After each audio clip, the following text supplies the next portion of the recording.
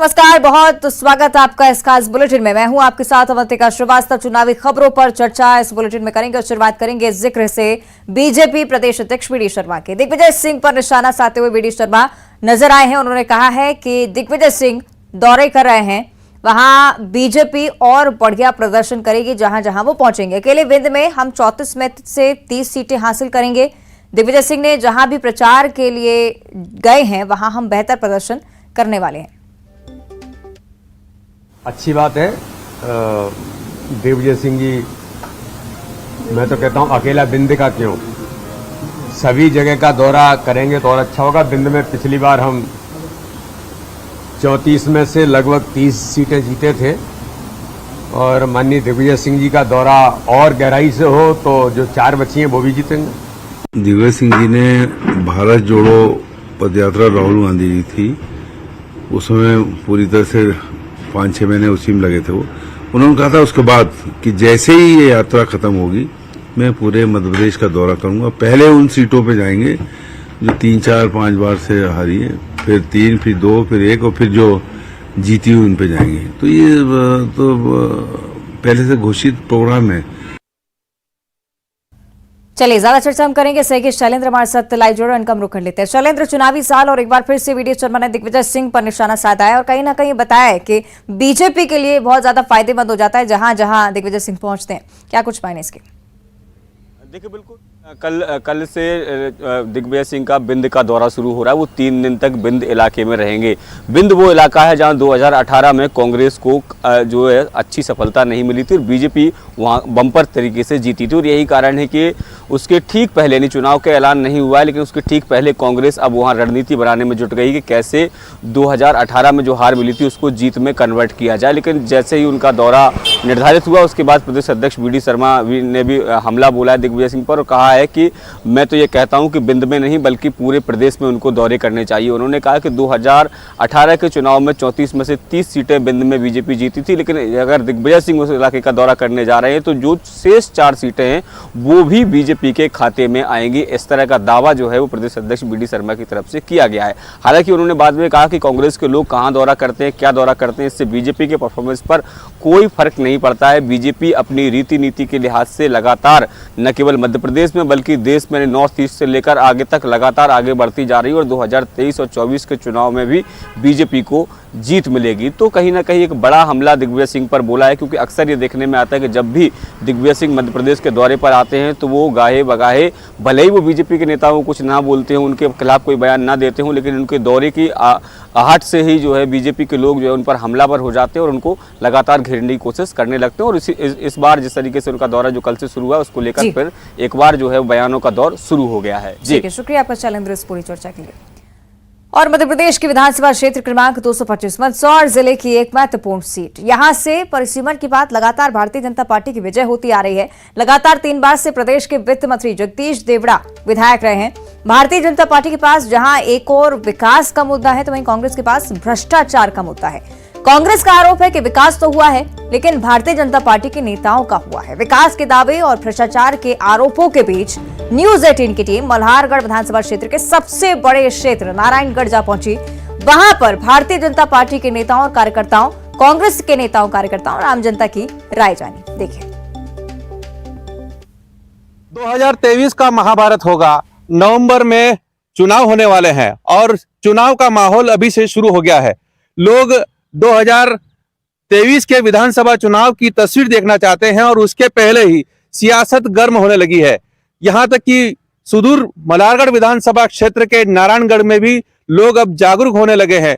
2023 के चुनाव में उनकी क्या भूमिका रहेगी आम लोगों की, और कांग्रेस और भारतीय जनता पार्टी के लोग इस चुनाव को किस तरह से देखते हैं। आज हम मौजूद हैं मल्हारगढ़ विधानसभा क्षेत्र क्रमांक 225 के नारायणगढ़ कस्बे में, और नारायणगढ़ कस्बे की ये तस्वीर आप देख सकते हैं कि देख रहे हैं कि यहाँ पर बड़ी संख्या में लोग मौजूद है। कांग्रेस और भारतीय जनता पार्टी के यहाँ पर जनप्रतिनिधि मौजूद है, आम नागरिक मौजूद है और आम नागरिक मल्हारगढ़ विधानसभा के मुद्दों पर बात करेंगे। और मल्हारगढ़ विधानसभा के बारे में आपको बता दें कि यहाँ पर लगभग 2.5 लाख मतदाता यहाँ पर अपने मताधिकार का प्रयोग करने वाले हैं। इसमें यहाँ पर 3 नगर परिषद है और 128 लगभग ग्राम पंचायतें हैं। बड़ी संख्या में विधानसभा क्षेत्र बड़ा फैला हुआ है और 3 बार से यहाँ पर प्रदेश के वित्त मंत्री जगदीश देवड़ा विधायक है। 2008 और 2013 और 2018 से वो यहाँ पर विधायक है। 2008 में परिसीमन के बाद में मल्हारगढ़ विधानसभा नई बनी थी और यहाँ पर अनुसूचित जाति से विधायक जगदीश देवड़ा बने थे। 2003 में यह क्षेत्र नीमच विधानसभा क्षेत्र में आता था और अब यहाँ पर 2023 के लिए लोग सक्रिय हो चुके हैं और उनसे बात करते हैं। सबसे पहले हम बात करते हैं भारतीय जनता पार्टी से। यहाँ पर उनके जनप्रतिनिधि मंडल अध्यक्ष जितेंद्र जी जाट मौजूद है। 2023 के चुनाव आने वाले हैं। 2023 में लोग आपको वोट क्यों दे, आप बताइए। भारतीय जनता पार्टी की जब से सरकार बनी है, जनहितैषी सरकार है और अंतिम पंक्ति में जो व्यक्ति बैठा है उसकी चिंता भारतीय जनता पार्टी की सरकार ने करी है। हम काम के ऊपर विश्वास करते हैं, उसी काम को लेकर, उसी विकास को लेकर हम 2023 में लोगों से वोट मांगने जाएंगे। क्या ऐसे विकास है कि जिनको आप गिनाएंगे? आप 2003 से पहले की स्थिति देख सकते हैं, क्या बिजली की स्थिति थी। प्रधानमंत्री आवास जो माननीय प्रधानमंत्री जी के नेतृत्व में जो हमारी नगर पंचायत नारायणगढ़ ने भी छोटे से कस्बे होने के बाद भी 1300 से 1500 मकान हमने गरीबों को दिए हैं। संबल योजना दी है। अनेक ऐसी योजनाएं हैं जो विकास को लेकर। 24 घंटे बिजली अगर किसी ने दी है तो वो माननीय मुख्यमंत्री जी शिवराज सिंह चौहान ने दी है। हमारे क्षेत्र के माननीय विधायक आज वित्त मंत्री हैं। उस वित्त मंत्री होने के नाते उनको पूरा हमारे विधानसभा में अनेक सौगातें जो दी गई हैं, चाहे आप रोड देख सकते हैं, नारायणगढ़ से मल्हारगढ़ का 2 लाइन बन रहा है। बादरी से बिल्लोद का 44 करोड़ का रोड स्वीकृत होकर तैयार है। हमारा 2 महाविद्यालय, एक मल्हारगढ़ में है, एक पिपलिया मंडी में है। ITI का कॉलेज बनकर भवन तैयार है। एक खेल मैदान हमारे यहाँ इंडोर स्टेडियम 2 करोड़ का जिसका काम चालू है। नारायणगढ़ में हॉस्पिटल है 30 बिस्तर। यहाँ पर पानी की बहुत दिक्कत हुआ करती थी। आज हमारी सरकार ने उसको रेतम बेरा से लाकर पानी की अगर व्यवस्था करी है तो हमारी सरकार ने करी है। काफी विकास कार्य गिनाए हैं। आप भी 2018 का चुनाव जगदीश देवड़ा के सामने हारे हैं। पहली जो आपकी हार हुई थी उसके पीछे क्या कारण मानते हैं आप, और अब 2023 के लिए आपकी क्या तैयारी है? देखिए, 2018 में जो भी हार के कारण रहे हैं उसका हम लोगों ने समीक्षा की है और उसको हम अब नए सिरे से 2023 में चुनाव लड़ने के लिए पूरी तरह से कांग्रेस पार्टी तैयार है और निश्चित तौर पर इस बार यहाँ पर कांग्रेस की भारी मतों से विजय होने वाली है जी। जैसा कि हमारे प्रिय मित्र मंडल अध्यक्ष जी ने कहा कि क्षेत्र में बहुत विकास हुआ है, लेकिन अगर आप धरातल पर देखेंगे तो किसी प्रकार का कोई विकास नहीं हुआ। यह मल्हारगढ़ विधानसभा क्षेत्र का बड़ा दुर्भाग्य है कि जब से विधानसभा बनी है तब से यहाँ 3 बार लगातार माननीय जगदीश देवड़ा जी चुनाव जीते हैं। वो प्रदेश सरकार में वित्त मंत्री के पद पर हैं। वित्त मंत्री के पद पर होते हुए क्षेत्र में एक भी बेरोजगार युवाओं के लिए कोई उद्योग धंधा वो लेके नहीं आए अभी तक। दूसरा, चंबल का पानी यहाँ से, हमारे यहाँ से भिंड मुरैना तक जाता है, लेकिन अन्नदाता किसानों के खेत में नहर के माध्यम से जो पानी पहुंचना चाहिए वो पानी की एक बूंद भी वो हमारे क्षेत्र के लिए नहीं लाए। और उससे भी बड़ी दुर्भाग्य की बात है कि 3 नगर पंचायत हैं। इन्हीं 3 नगर पंचायतों से वो भारी मतों से चुनाव जीत के गए, नारायणगढ़, मल्हारगढ़ और पिपलिया मंडी से।